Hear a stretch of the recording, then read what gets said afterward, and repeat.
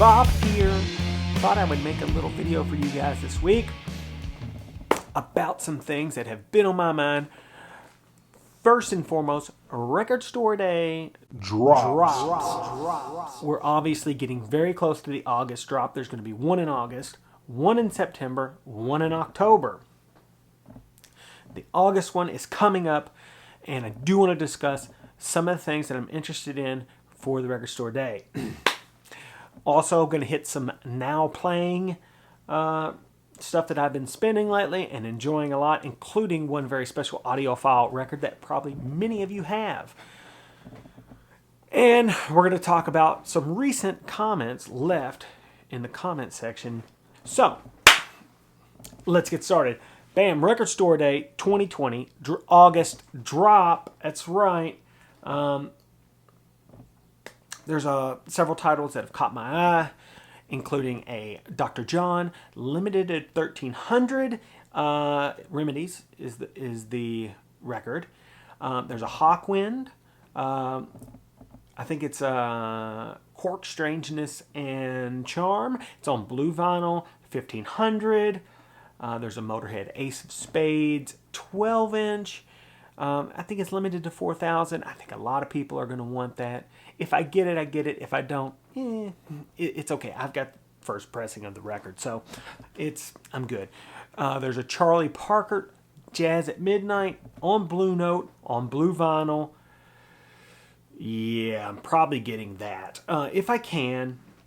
I think it's only two tunes on there, so maybe. John Lee Hooker and Canned Heat, Hooker and Heat, if you will. Yeah, that's right. Limited to 2,000. Yeah, if I see that, I'm getting it. Ravi Shankar, George Harrison, Chants of India, limited to 3,000 on red vinyl. But most importantly, now this is a strange title. A lot of people might not even know what I'm talking about, but I'm totally getting it. Space Hog, Resident Alien, Cream with Pink Splatter. That's right. First song on the record. In the Meantime, huge hit in the 90s, and it is a jam, and I'm totally getting it. There's a, you know the song. It's so cool. I'm totally getting that, and it's going to be awesome. Also, honorable mention, Skid Row, Slave to the Grind. It's like a super heavy Skid Row record. It's the heaviest Skid Row ever was. That's cool. There's probably some dudes that are interested in that kind of music. They're going to just die to have that. And a little local love there. There is a Slint 12-inch Breadcrumb Trail, right? Slint is a Louisville hardcore band from the late 80s, early 90s. I'm in Louisville, and I've got the record, and if you don't know, also on a related subject, Levi's just recently in their vintage line put out a late 80s Louisville hardcore underground music, if you will, inspired line of clothes. I thought that a lot of people were getting weird about it, like, oh, you're not even giving credit to the band. Who cares? I thought it was cool. They were paying tribute to the bands with these kind of, obviously blue jeans and these kind of jackets with the big sheepskin collars and stuff. It was really cool. I'll put some stuff up about it. But I thought that was neat. We had some bands around here: Slint, Squirrel Bait, King Horse, and it was a thing for a while. It was a thing. All right, moving right along. So, Record Store Day 2020, August. I'm going to be there. I'm going to try to get some of these titles. I'm going to do the best I can. I talked to a clerk at one of the stores, and he said they're going to open at 8, and they're going to let 5 people at a time in, and that's how it's going to work.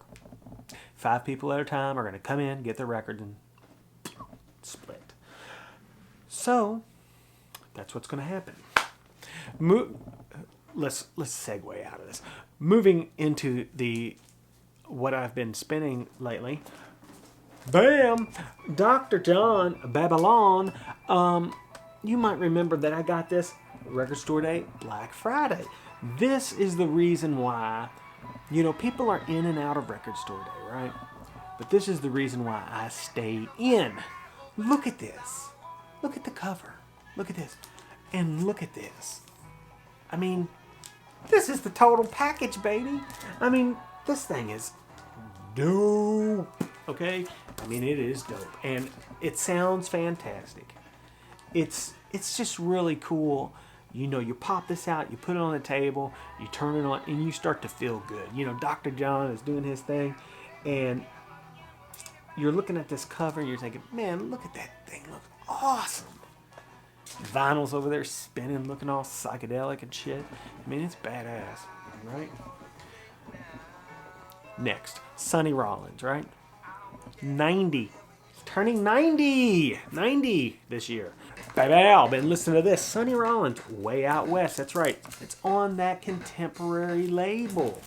I've had this record for quite some time. If you watch some of the early episodes, or maybe even going back to the Bob Bradley vlog, if you haven't seen those, you should definitely check them out. A lot of cool music-related stuff and records and guitar things. But Sonny Rollins, if you're not going to hear a lot of outside playing on this or real crazy stuff, but if you want to hear a big, beautiful saxophone tone,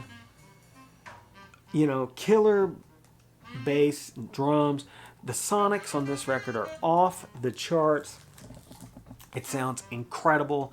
Just that big, fat, airy saxophone. And, this guy is a giant among men.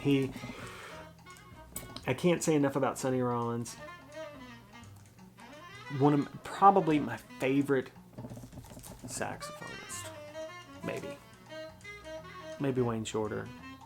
Maybe John Coltrane. I say this stuff all the time. Probably my favorite. I've probably given like 6 guys that title.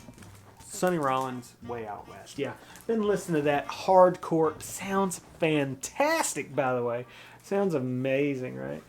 So I was recently gifted a Barnes & Noble's gift card. And I knew exactly what I was going to get. I never got it when it came out. My mom got it for Christmas. Hi, Mom. And I wanted it. Bam. The Beatles, Abbey Road, right? Now, of course I have Abbey Road. It's right here. By the way, Abbey Road, probably in my top 5 records of all time. This is like a third state with the pasted on cover, right? Sounds incredible, by the way. Super clean. But this is the Giles Martin one, right? And it sounds freaking spectacular. I mean, some of the stuff on here sounds so incredible. For instance, like in Here Comes the Sun, there's like this little, I don't know exactly what it is, but during the intro, there's this little synthy thing that goes, right?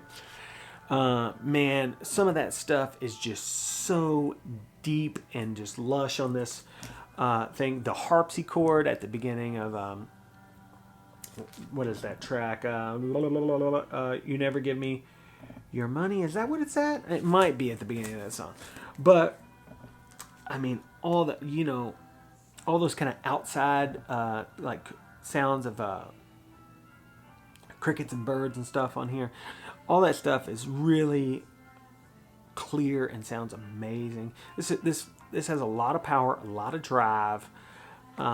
It's obviously super quiet and brand new. And if you don't have a really, really clean copy of Abbey Road, this is easily the way to go. $21.99. It's still out there in print. It's from the tape. It's everything that you want. And it sounds incredible. It's on the very familiar Apple label. My favorite cover of all time, probably. I don't know why. It's just something about the colors and the image of it. Super cool. Yeah. It's awesome. So, yeah, this is fantastic. Now, moving right along, get that. Even if you have Abbey Road, I think you gotta have it. You gotta have it. It's so good. Let's move into some of the comments from the comment bin. We'll start with the one from Mazzy from last week, right? Let me see if I can pull this up real quick. All right. This is what Mazzy says. He says, this was a fun, wide variety. The Blue Note 80 series has ended, but I'm sure they'll come up with something else. Plus, we have the Tone Poets coming out. And then he adds this. And didn't the Beatles record their first album all in one day? Right? Because I was talking at the end of last week's video about our record and how I'm kind of bringing it back in for a little more work after what seems like months of of recording. Here's the deal. I want to address this because, number one, that was the Beatles' first record, right? And we did our first record very quickly, too. And this is our third record. And there's quite a bit more stuff going on. Also, thanks for comparing me to the four of the finest musicians the world has ever known, Mazzy. It's, I don't know. I'm not in that league.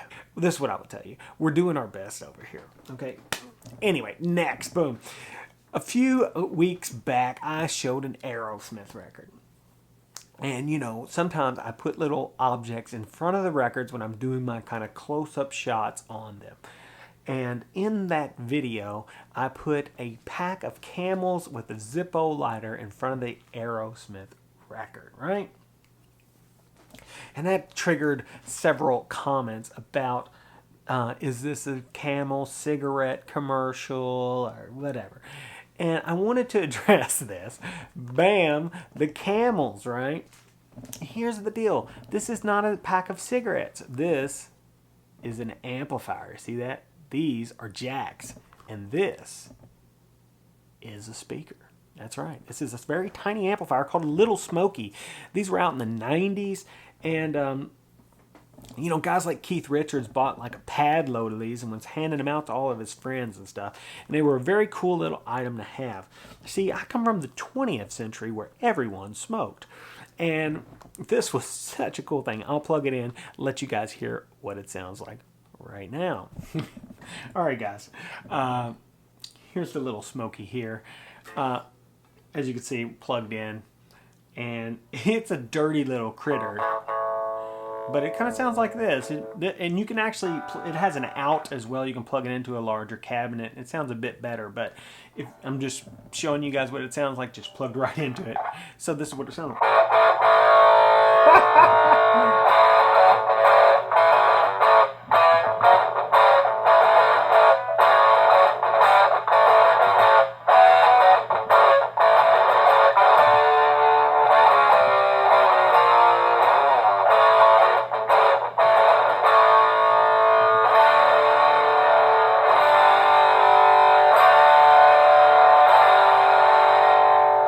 Clean it up just a little bit.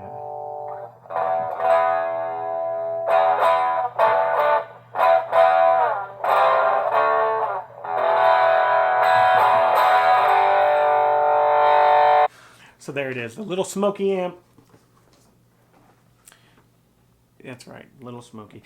I don't know if you can still get these, maybe.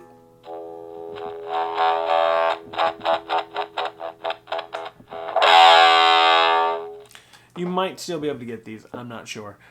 But they were about $20 back in the day, and I think they ended up taking the little module out of the cigarette package once it became kind of a politically incorrect thing to do. So I think it's still pretty cool. Anyway, all right.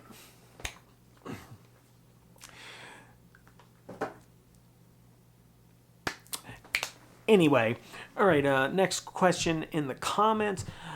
Bob, I've seen you buy thousands of records on these videos. That can't be all of your records behind you. That would be correct, sir. These records behind me are the rock records. only.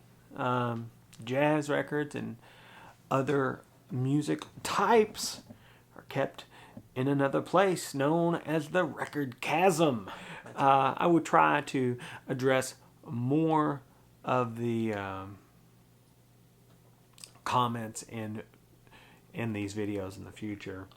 I do try to answer, say something to everyone that comments, and or at least give it a thumbs up and a heart or something. If I don't, sorry. I just, there gets to be a lot of them, and they move. It moves on, and I get behind. So, but I do appreciate the comments. So, yeah, thanks for that. Yeah, record store day, some cool records. The Little Smoky. What can I say? Please like, subscribe, tell a friend, leave a comment down below. Until we meet again. That's right, folks. Bob out.